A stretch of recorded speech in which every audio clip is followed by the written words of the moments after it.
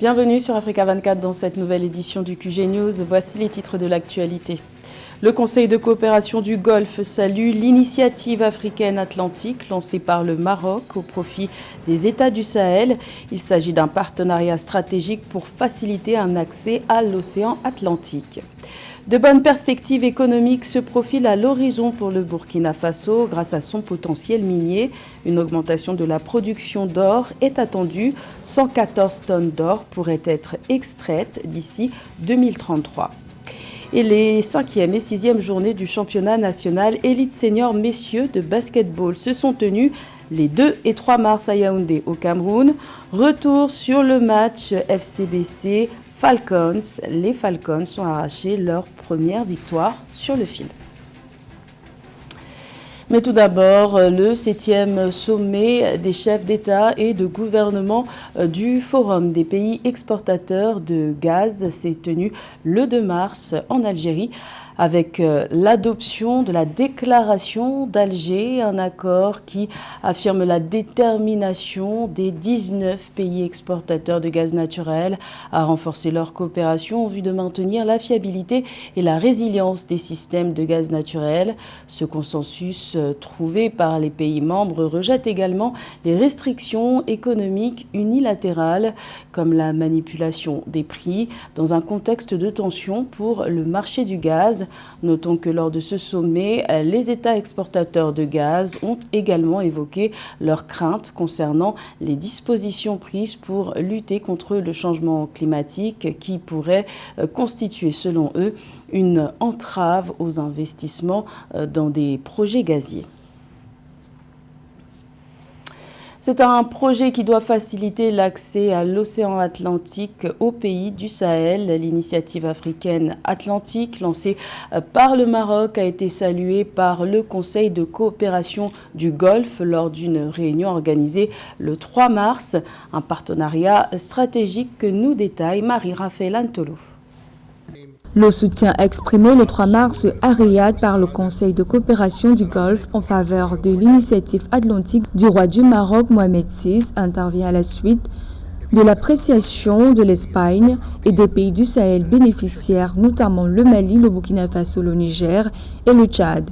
Lors de la réunion ministérielle tenue dimanche 3 mars à Riyad entre les États du CCG et le Royaume du Maroc, le secrétaire général de l'organisation a insisté à cette occasion sur l'importance que revêt le partenariat stratégique liant le Maroc et les pays du Conseil de coopération du Golfe et sur l'aspiration des États membres du Conseil à consolider davantage les relations économiques entre les deux parties. Le CCG réunit les États arabes du Golfe, à l'instar de l'Arabie saoudite, le Qatar ou encore les Émirats arabes unis. Nous réaffirmons l'importance des relations et des partenariats stratégiques entre le Conseil de coopération du Golfe et le Royaume du Maroc. Dans ce contexte, nous soutenons la souveraineté du Maroc qui est un État uni. C'est dans le prolongement de la vision et des actions de la coopération sud-sud du Royaume du Maroc, initiée par le roi Mohamed VI en faveur de la prospérité de l'Afrique, que cette initiative atlantique a été lancée.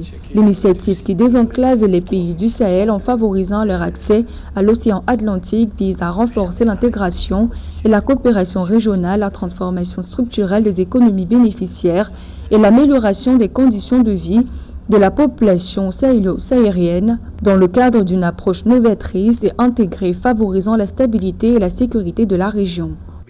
Nous saluons l'initiative africaine atlantique du roi Mohamed VI qui permet de renforcer la coopération entre les États africains du Sahel et ceux de l'Atlantique. Nous nous engageons à soutenir les initiatives communes de développement économique, politique et social. Rappelons que l'océan Atlantique est un espace pivote pour le Maroc qui permet au Royaume de relier les points de ses efforts d'intégration à grande échelle dans son environnement immédiat et plus vaste. L'Atlantique constitue pour le Maroc un centre de gravité et un pivot de liaison entre le Nord et le Sud, l'Afrique et l'Europe, la Méditerranée et l'Atlantique. La Banque des États de l'Afrique centrale, BEAC, a un nouveau gouverneur à sa tête. Le centrafricain Yvon Sana Bangui a été installé dans ses fonctions le 1er mars au cours d'une cérémonie officielle. Les grands défis que le nouveau patron de la BEAC aura à relever au cours de son mandat de 7 ans sont à suivre avec Séverin Douke.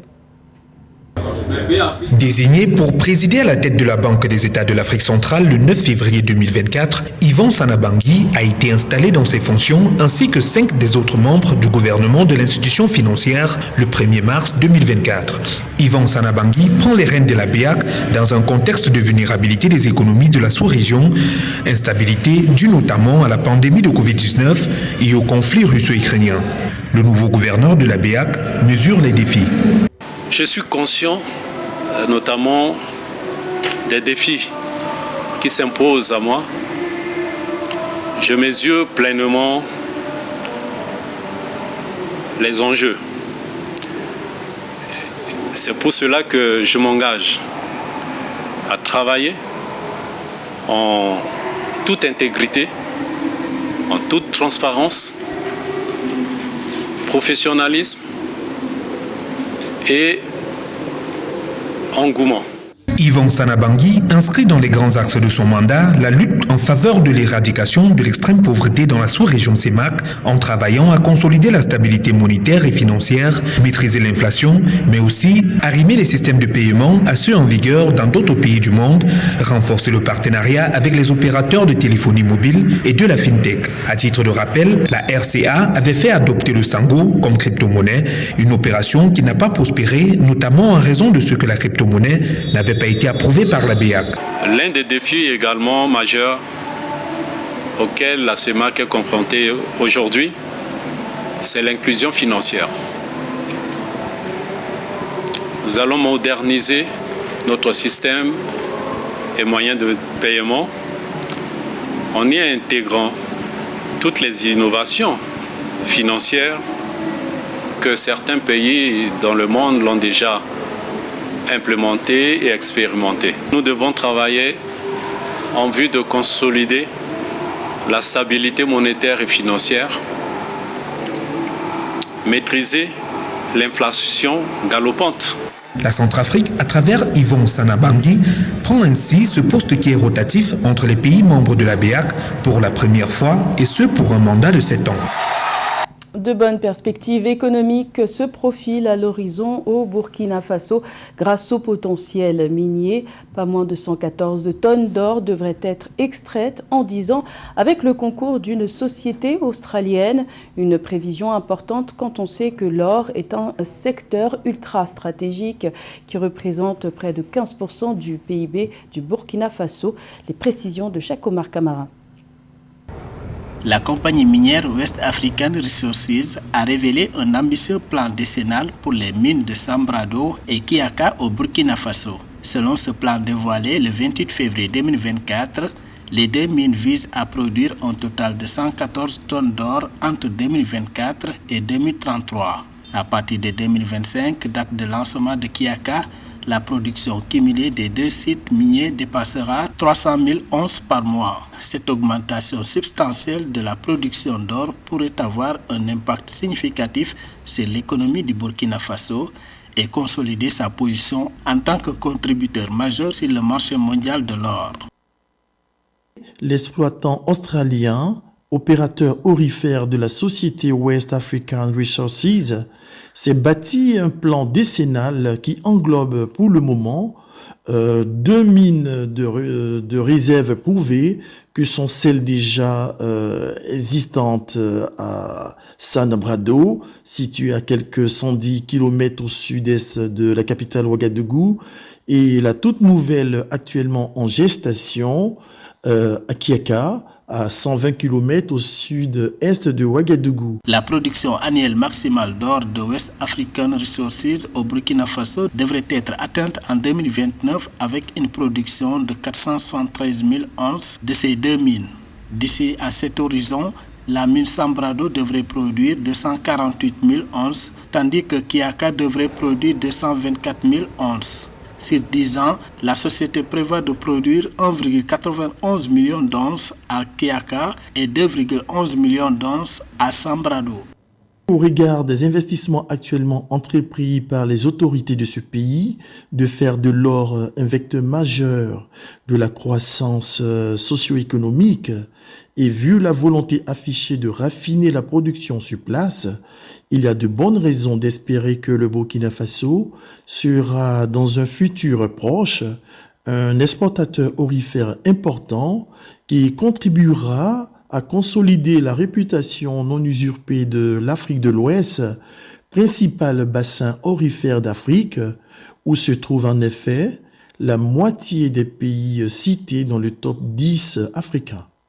Pour rappel, le secteur minier burkinabé dominé par l'exploitation du métal zone a représenté 14,34% du PIB et 79% des exportations du pays en 2021, selon les dernières données disponibles auprès de l'Initiative pour la transparence dans les industries extractives, ITIA. 17, c'est le nombre d'individus inculpés pour le meurtre du journaliste camerounais Martinez Zogo. L'information judiciaire a été close le 1er mars par le juge d'instruction. La date du procès n'a pas encore été annoncée. Il s'agit d'un procès attendu car l'assassinat du directeur de la radio privée Amplitude FM le 17 janvier 2023 avait provoqué une onde de choc au Cameroun. Plus de détails avec Nathalie Moho. 17 personnes ont été inculpées dans l'affaire de l'assassinat du journaliste camerounais Martinez Zogo. Le 1er mars 2024, l'information judiciaire a été close par le juge d'instruction Pierrot Narcisse Nzié. Une phase de l'investigation qui a été marquée par la requalification des chefs d'accusation contre 5 des accusés, notamment l'ancien chef de la Direction générale de la recherche extérieure, la DGRE, Maxime Ekoeko, l'ex-lieutenant-colonel Justin Danwe, le maire de la commune de Bibé, Martin Savom, et l'homme d'affaires Jean-Pierre Amougou Belinga. Le commissaire du gouvernement a estimé que les faits étaient constitués. S'il y a des faits nouveaux, aggravants ou pas, le juge d'instruction peut procéder à une requalification des faits.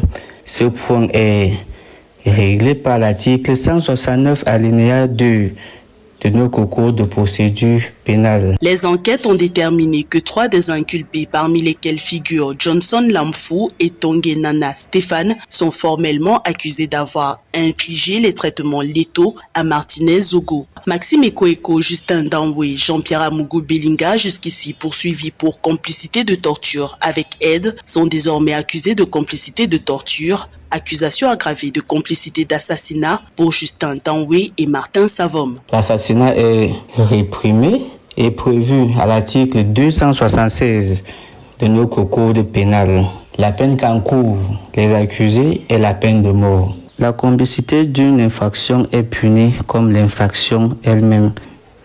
Et complicité de torture, peine d'emprisonnement à vie, car la torture, dans notre cas, a conduit à la mort. L'information judiciaire a permis de préciser l'implication de Bruno Bidjan, directeur général du groupe médiatique L'Anecdote, appartenant à Jean-Pierre Amougou Belinga dans l'affaire. Gardé à vue puis relâché, le journaliste accusé de conspiration de torture est détenu depuis le 23 février 2024 à la prison principale de Yaoundé. L'affaire a été renvoyée devant le tribunal militaire de Yaoundé pour l'ouverture du procès. La capitale camerounaise Yaoundé a accueilli les 2 et 3 mars les 5e et 6e journées du championnat national élite senior messieurs de basketball. Les matchs se sont déroulés sur le parquet du Palais des Sports. Au programme de la 5e journée, il y avait notamment le match FCBC Falcons. Retour sur cette rencontre avec Séverin Douque. FCBC contre Falcons, c'était la rencontre de levée des rideaux de la 5e journée du 3e regroupement senior messieurs de basketball du Cameroun le 2 mars 2024 à Yaoundé. Falcons, parti favori, se crée une grosse frayeur, réalisant de nombreux ratés. Dominant par plus de 24 points d'écart lors du 2e quart-temps, Dieudonné Dodiga et ses compagnons se laissent rattraper jusqu'à se retrouver à égalité à 6 secondes de la fin de la rencontre. Ils s'offrent néanmoins une faute pour 2 lancers francs dans la dernière seconde de la rencontre, ce qui leur permet de remporter leur toute première victoire dans ce championnat, 75 contre 74. C'était une fois de plus un manque de maturité. Mais on apprend chaque jour, même en gagnant, on apprend. Qu'on perde ou qu'on gagne, on a appris encore une fois de plus. Ils vont comprendre que quand on met nos scores, on n'est pas obligé de courir avec le ballon. On peut le tourner, utiliser nos 24 secondes et maintenir le score. On va encore travailler là-dessus et on espère que demain, les erreurs d'aujourd'hui ne vont plus réapparaître. FCBC, qui était dans la même situation que Falcons avant le début de la rencontre, 4 défaites en autant de sorties, était venu avec l'ambition de se relancer dans la compétition. Mais les hommes de Serge Mangamba manquent de lucidité face à l'agressivité de leur adversaire, Falcons, dans les 2 premiers cartons. Les prochaines rencontres s'annoncent rudes, notamment face à Béac, Douala Firebirds ou encore FAP. C'était un match assez intéressant, assez palpitant, avec des rebondissements multiples. On s'est battu comme on a pu, mais on a fait une erreur de dernière seconde qui nous a coûté cher. Après que les gars aient bien combattu. Donc tout ce qu'on a dit, c'est qu'on va se concentrer sur le match de demain contre FAP et on va essayer de créer le miracle. Grâce à cette victoire au forceps, Falcons débloque son compteur de victoires et se relance dans la compétition alors que FCBC demeure au fond du classement avec 5 défaites en 5 matchs. Et un mot d'athlétisme pour finir avec la victoire du Burkinabé Hugues Fabrice Zongo au championnat du monde d'athlétisme en salle qui se déroule à Glasgow en Écosse. L'athlète burkinabé a décroché la médaille d'or le 2 mars avec un saut de 17,53 mètres. Il s'agit de son 3e succès depuis le début de l'année 2024, ce qui est de bon augure pour les Jeux olympiques de Paris qui débuteront en juillet prochain. Grâce à ses performances, le Burkina Faso peut espérer décrocher sa première médaille d'or olympique. C'était le journal de la rédaction. Merci de l'avoir suivi. L'information continue sur Africa 24.